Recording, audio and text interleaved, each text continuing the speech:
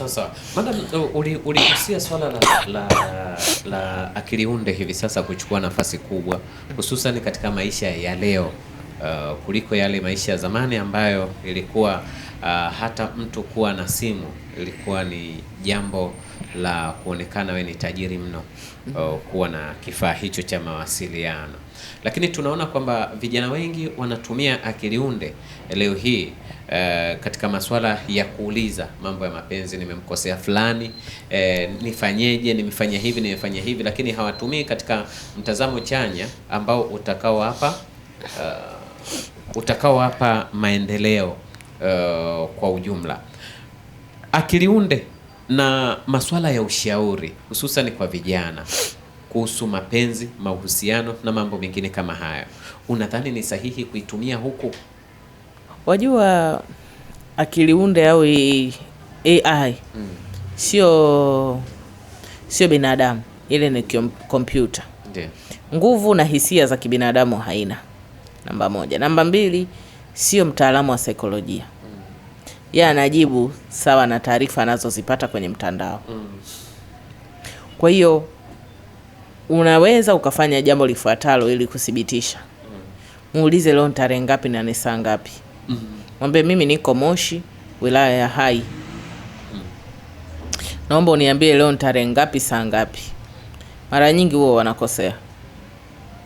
Au waambie tu, niambie leo tarehe ngapi katika kalenda ya Kiislamu na mwaka. Huwa wanakosea. Huwezi ukawa unataka ushauri jinsi ya kudili na binadamu ukauliza kompyuta. Hata wewe mwenyewe unatakiwa uwe na uwezo wa kutafakari hili jambo kabla hujaja kwangu. Mimi nimeongea na AI kaniambia hapa niko sahihi. Mimi nawaambia, sawa amekwambia uko sahihi. Sasa mbona kwangu umekuja? Utakiwa uishie huko kwake. Kwa nini kwangu umekuja? Watu wanatengenezwa mpaka picha. Anaamini wewe ni mume wake kweli kamshika mtu. Kweli sawa mume wako anaweza kawa kamshika mtu, lakini hivyo wewe umejipa nafasi ya chini kiasi kwamba watu wao ndo wanakuletea wewe habari. Fungua basi kituo. Wewe una ripoti breaking news. Angalau utapata faida. Na watu wakikuletea habari, wanatakiwa ujifunze kitu kimoja. Watu wanaokupa taarifa, kwa nini wanakupa we taarifa? Kuhusu mume wako anakuudhi, mume wako anakukosea, kwa nini? Kwa nini hata siku moja hawajakwambia bwana kuna sehemu tumegundua mgodi twenzetu? Kama kweli wanakupenda. Kwa nini hawakupi fursa ya biashara? Kwa nini hawakwambii kwamba mafuta au pesa zinapatikana sehemu fulani? Kwa nyinyi mnaniambia kuhusu usaliti tu. So nifanye nini sasa? Hapa mimi naishi bure na kula bure. Mnataka niondoke alafu nikakae wapi bure? Kwa wewe unataka ujiulize kwa nini huyu mtu mimi ananipa hizi taarifa? Nikimuuliza tu ananipa. Kwa sababu anataka kukufanya kichwa chako kiwe mtegemezi. Yaani wewe unataka kujipa challenge kwamba mimi sitouliza akili unde chochote kuhusu maisha yangu. Niwe mimi mwenyewe natafakari au niulize wanadamu. Kwa sababu huwezi kuitegemea kompyuta. Wewe ndio unabidi kuicommand na wewe ndio unataka yeye, yani wewe utoke wewe kwa kuicommand kompyuta, yenyewe ndio iwe na kucommand. Sio sahihi. Sio sahihi. Mimi naona ni jambo ambalo sio sahihi kulifanya. Wao wenyewe wanajua kwa nini wanalifanya, lakini kuniuliza mimi kutaka fikra yangu na kuambia ni wazo baya, kuna haja ya kulifanya wazo hilo, achana nalo. Naam. Sawa. Na jamii inatakiwa, licha ya tunaona kwamba licha ya mahusiano, lakini wamekuwa wakitumia akili unde.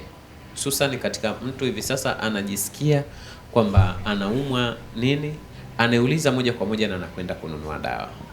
Shauri yao. Shauri yao. Kwanza sasa Wizara ya Afya imetoa maelekezo mahususi. Maduka ya madawa yote yasiuze dawa kwa mtu yoyote ambaye hana cheti cha daktari.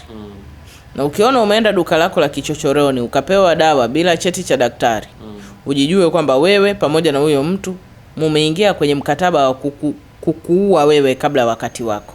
Kwa nini upewe dawa na huna vipimo? Huyu mtu amejuaje kwamba unachoumwa wewe kinataka antibiotic? Unajua kuna baadhi ya antibiotic unaweza ukala ikazidisha shida yako. Kama shida ni ya figo ikaifanya shida ikawa kubwa. Au shida ni ya ini ikafanya shida ikawa kubwa. Kwa sababu ya antibiotic uliokunywa. Sasa kwa nini wewe uitegemee kompyuta ikupe majibu ambayo wewe hujapima? Yule aliyesema uingie maabara utoe vipimo, yeye unaona alikuwa hana akili? Ndio maana anawaambia watu, mfano unavyosema serikali sio viongozi wetu hawajatusimamia. Viongozi imeweka mazingira ya wewe kuishi kwa raha. Wewe mwenyewe ndio unaamua shida. Mimi siwezi kufuata watu milioni 60 plus. Mimi mtu mmoja nikawafuata nikawaambia aise, inabidi muishi kwa kula mboga za majani na matunda, kunyweni maji lita 3 kwa siku. Na wakati wizara usike imeshasema. Wewe unatakiwa ujisimamie ili mwakani nikiomba kura uwepo. Ili mimi nikileta hii barabara wewe uweze kupitisha hiyo gari. Sio mimi nije kukusimamia uwe hai. Kwa usimamizi kuhusu uhai wako ni mambo mengine, na mimi kukuletea barabara ni jambo lingine. Kwa hiyo ni mambo ambayo mimi sijui, lakini naona ni fikra ambazo mtu mwenye akili sawa sawa hatakiwi kuwa nazo. Kwa sababu gani wewe upewe dawa na kompyuta? Na kati kuna maabara kibao, hakuna sehemu zina maabara kama sasa hivi. Sasa hivi kuna maabara, na zile maabara hazijaletwa eti kwa sababu watu labda sijui wanapata usajili kirahisi. Ili kukuwezesha wewe kupata huduma ya haraka. Hayo ndo maendeleo. Kwamba ukiwa unataka kupima tu mara moja kuliko ufunge safari uende mkoani, wilayani, halmashauri ukatafute hospitali. Hapa kuna maabara inaweza kukupima hivyo vipimo vyako ya chapchapu. Kapima zako hapo sijui OGC sijui, ukapimwa ukatoka. Ukapimwa hiyo kipimo chako cha malaria ukatoka, na pale wakikupima na wakiyapokea yale majibu, unaingia kwa daktari anakusomea kutokana na majibu haya na wadudu hawa, dawa unaotakiwa kutumia ni hii, inapatikana hapa kwa 6,000, lakini tunaweza kukupa karatasi ukanunue mtaani kama unatafuta nafuu, una duka lako la jumla walijua, nenda. Hawa watu sio wajinga wanavyofanya vitu hivi. Ndio wewe unatakiwa ujiulize, hawa watu wamenithamini mimi mpaka namna hii, mimi natakiwa nionyeshe vipi thamani? Tunaambiana kila siku, kama mtu anakupenda atakuhurumia, kama mtu anakupenda atakuthamini. Haya, kama unajua alama namba 1 ya mtu kukupenda ni kukuthamini na kukuheshimu, kwa nini wewe mpaka leo hujawahi kujithamini? Ndio. Wala kujiheshimu? Kama unafahamu kupenda ni kuthaminiwa, kwa nini mpaka wewe leo hujajithamini? Jibu hilo swali, halafu wewe mwenyewe sasa utaamua kwamba kweli unataka kuthaminiwa, ambapo wewe mwenyewe hujithamini.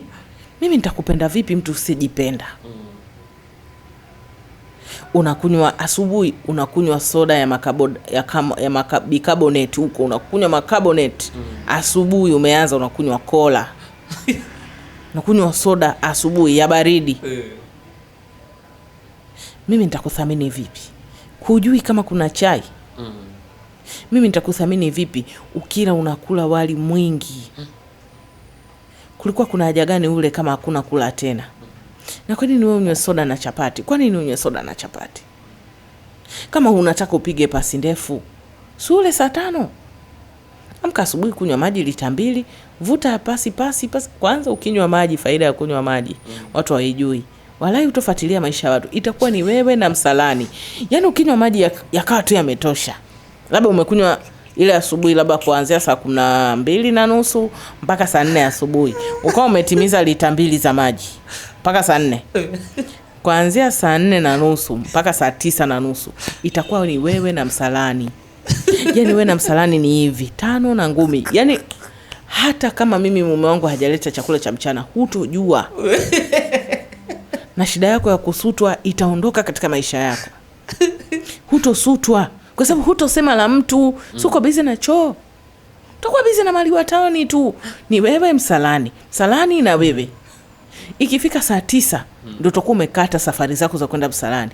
Unaanza kupika chakula cha usiku cha mumeo. Tumeanza saa 12 unajipamba, unasubiria bosi aje. Upewe kodi yako ya meza ya kesho. Yaani ni maisha yako yatakuwa mepesi. Utafute muda uende zako Buguruni sokoni, ukatafute chochote. Haya, au Ngamiani, ununue zako nazi, lakini unaenda saa 11 ikifika. Sio mchana. Na ukienda saa 11 huwezi kukaa sana kwa sababu saa 12 wanao wote wanatoka madrasa, wanatakiwa kukute nyumbani maana hawana funguo. Kwa utaenda sokoni tu lisa. Yaani utajifunza kubalansi muda, kubalansi shobo, kugombana na watu kwa sababu ambazo hazina maana. Lakini mwisho wa siku figo zako zitafanya kazi vizuri, hutopata shida ya machunusi, hutopaka skin care 7 usoni na kati sura yako hata haina shida, na hutokuwa na unene uliopitiliza, kwa sababu njia pekee ya kupunguza uzito, watu wanahangaika swi nakula mara moja kwa siku, swi kunywa maji lita 3 tu au zaidi. Sawa na uzito wako ulivyo, kunywa maji ya kutosha. Ondoa sukari, kunywa maji ya kutosha, ondoa sukari, ondoa soda. Utakaa tu vizuri. Naam. Sawa.